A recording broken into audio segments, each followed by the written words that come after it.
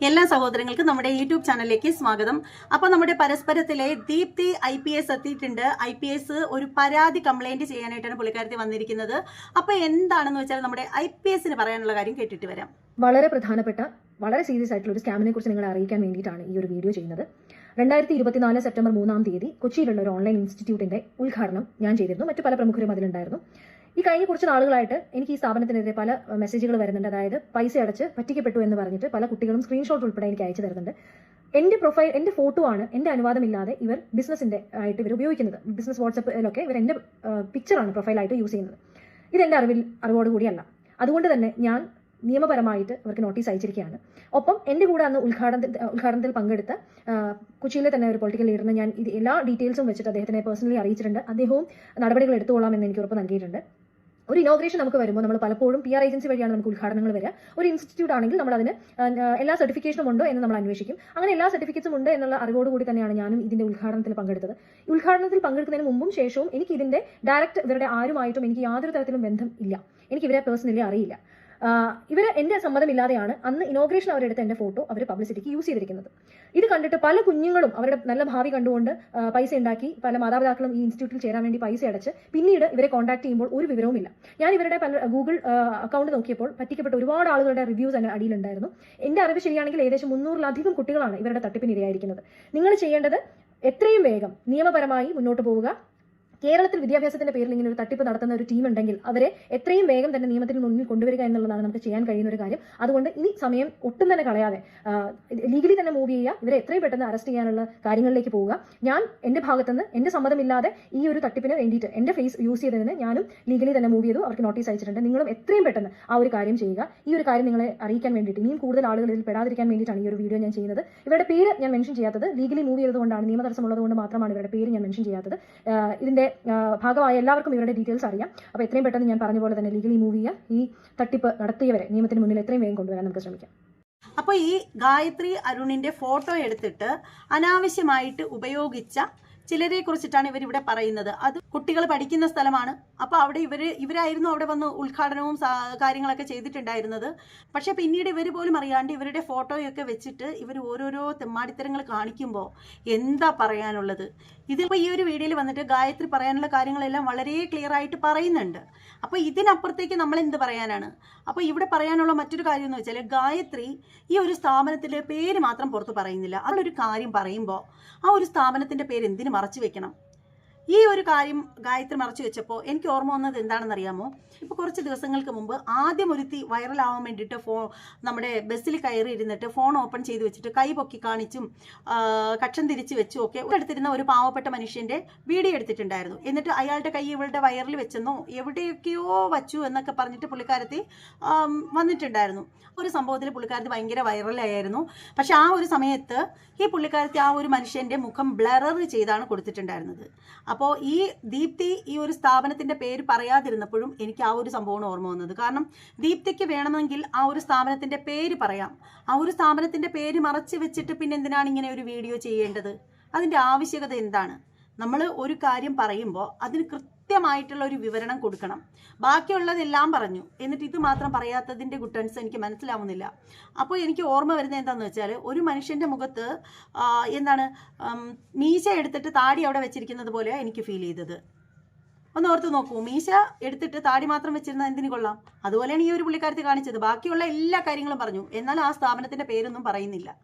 പിന്നീട് പറയേണ്ട മറ്റൊരു കാര്യം എന്ന് വെച്ചാൽ, ആ ഒരു സ്ത്രീയുടെ കാര്യം പറയുകയാണെങ്കിൽ, അടുത്തിരുന്ന ആള് മര്യാദയ്ക്ക് ഇരുന്നിട്ട് പോലും റീച്ചിന് വേണ്ടിയിട്ട് അയാളുടെ വീഡിയോ എടുത്തു സമൂഹ മാധ്യമങ്ങളിൽ കൊണ്ടിട്ടു, വൈറലായി. എന്നാൽ ആ ഒരു പുള്ളിക്കാരൻ്റെ തല ബ്ലറർ ചെയ്ത് വെച്ചു, മുഖം ബ്ലറർ ചെയ്ത് വെച്ചു. അപ്പോൾ എന്തിനാണ് അത് വെച്ചത്? അയാളെ അപ്പോൾ പിന്നീട് ഇവള് പറഞ്ഞ എന്താണെന്ന് വെച്ചാൽ, അയാളുടെ ജീവിതം തകർന്നു പോവാതിരിക്കാനെന്ന്. അങ്ങനെ തകർന്നു പോവാതിരിക്കാനാണെങ്കിൽ പിന്നെ ആ ഒരു പ്രഹസനത്തിൻ്റെ ആവശ്യമില്ലായിരുന്നല്ലോ. അപ്പോൾ ഇതാണ് എനിക്ക് ഇവിടെ ദീപ്തിയോടും പറയാനുള്ള കാര്യം എന്ന് വെച്ചാൽ ഇതാണ്. എന്നാൽ ഈ ഒരു സ്ഥാപനത്തിൻ്റെ പേരും നാളും മേൽവിലാസവും അഡ്രസ്സും എല്ലാം അറിയാവുന്ന ഒരു യുവാവ് എത്തിയിട്ടുണ്ട്. പുള്ളിക്കാരൻ ഒരു യൂട്യൂബറാണ്. അപ്പോൾ ആ ഒരു വിഷയത്തെക്കുറിച്ചിട്ട് പുള്ളിക്കാരൻ പറയുന്നത് കേട്ടിട്ട് വരാം. ഈ വീഡിയോ നിങ്ങൾ ഓൾറെഡി കണ്ടു. ഈ കഴിഞ്ഞ കുറച്ച് നാളുകളായിട്ട് എനിക്ക് ഈ സ്ഥാപനത്തിനെതിരെ പല മെസ്സേജുകൾ വരുന്നുണ്ട്. പൈസ അടച്ച് പറ്റിക്കപ്പെട്ടു എന്ന് പറഞ്ഞിട്ട്. പക്ഷേ ഈ വീഡിയോ താഴെ എല്ലാവരും ചോദിച്ച ഒരു ചോദ്യമുണ്ട്, ഏതാണ് ഇൻസ്റ്റിറ്റ്യൂഷൻ? ഗായത്രിയും ഏതാണ് ഇൻസ്റ്റിറ്റ്യൂഷൻ എന്ന് പേരെടുത്ത് പറഞ്ഞിട്ടില്ല, ലീഗൽ റീസൺസ് കാരണം. പക്ഷേ എനിക്ക് പറയുന്ന ഒരു കുഴപ്പമില്ല, ഞാൻ പറയാം ഏതാണ് ഇൻസ്റ്റിറ്റ്യൂഷൻ എന്നും അവർ എന്താണ് ചെയ്തതെന്നും. ഈ തട്ടിപ്പ് നടത്തിയത് പ്രൈം ഇൻസ്റ്റിറ്റ്യൂഷൻ എന്ന ഒരു ഓൺലൈൻ ഇൻസ്റ്റിറ്റ്യൂഷൻ പിന്നെ ഞാൻ കുറേ വട്ടം ചേട്ടൻ്റെ DMA മെസ്സേജ് ചെയ്യാനൊക്കെ ശ്രമിച്ചിട്ടുണ്ട്. ശരിക്കും പെട്ടിട്ട് ഒരവസ്ഥയാണ്. അതിനെപ്പറ്റി ആരെങ്കിലും ഒന്ന് പറയണമെന്നുണ്ട്. അപ്പോൾ ചേട്ടൻ്റെ അടുത്താകുമ്പോൾ അത് പുറം ലോകം അറിയുമല്ലോ. എന്താണ് സംഭവം എന്നറിയാൻ നിങ്ങൾ ആദ്യം ഇത് കാണണം. ഇത് Aashiq Ashokan prime school of advance studies എന്ന് പറഞ്ഞൊരു ഓൺലൈൻ ഇൻസ്റ്റിറ്റ്യൂഷന് വേണ്ടി ചെയ്ത പരസ്യമാണ്. ഈ prime school of advance studies offer ചെയ്യുന്നത് ഓൺലൈൻ ഡിഗ്രികളാണ്. അതിലൊരെണ്ണമായിരുന്നു MSc psychology degree. കേരളത്തിലെ ഒരുപാട് സ്റ്റുഡൻസ് ഇവരുടെ പരസ്യങ്ങൾ കണ്ട് ഈ MSc സൈക്കോളജി കോഴ്സിന് ജോയിൻ ചെയ്തിട്ടുണ്ടായിരുന്നു. എല്ലാവരും ആഡ് കണ്ടിട്ട് ഓരോരുത്തരായിട്ട് ജോയിൻ ചെയ്ത് തുടങ്ങി. ഇത് അഖിൽ പ്രൈമിൽ MSc സൈക്കോളജിക്ക് ജോയിൻ ചെയ്ത ഒരാളായിരുന്നു. പിന്നെ ഒക്കെ പേയ്മെന്റ് ചെയ്തേക്കുന്നത് ഒരു സെപ്റ്റംബർ ആ ഒരു ടൈമിനൊക്കെയാണ് എല്ലാവരും ഫസ്റ്റ് പേയ്മെന്റ് ചെയ്തേക്കുന്നത്. ഒരു 10 രൂപ അടുത്ത് എല്ലാവരും ഫസ്റ്റ് പേയ്മെന്റ് ചെയ്തിട്ടുണ്ട്. അപ്പൊ ഇവര് കോഴ്സിന്റെ ഫീ ആയിട്ട് വാങ്ങിച്ചേക്കെന്ന് വെച്ചാൽ ചിലരുടെ 40 രൂപ വാങ്ങിച്ചിട്ടുണ്ട്, ചിലരുടെ 39 രൂപ വെച്ച് വാങ്ങിച്ചിട്ടുണ്ട്. അപ്പൊ ഇവര് ഒക്ടോബർ 15 വരെ മാക്സിമം അഡ്മിഷൻ എടുത്ത് കൂട്ടി. സെപ്റ്റംബർ ഒക്ടോബറിലൊക്കെയാണ് പലരും പ്രൈം എന്ന ഇൻസ്റ്റിറ്റ്യൂഷനിൽ പൈസ കൊടുക്കുന്നത് MSc സൈക്കോളജി കോഴ്സിന്. അതായത് ഒരുപാട് ആൾക്കാർ ഈ പ്രൈമിന്റെ പരസ്യം കണ്ടിട്ട് MSc സൈക്കോളജി കോഴ്സിന് ജോയിൻ ചെയ്യുന്നു.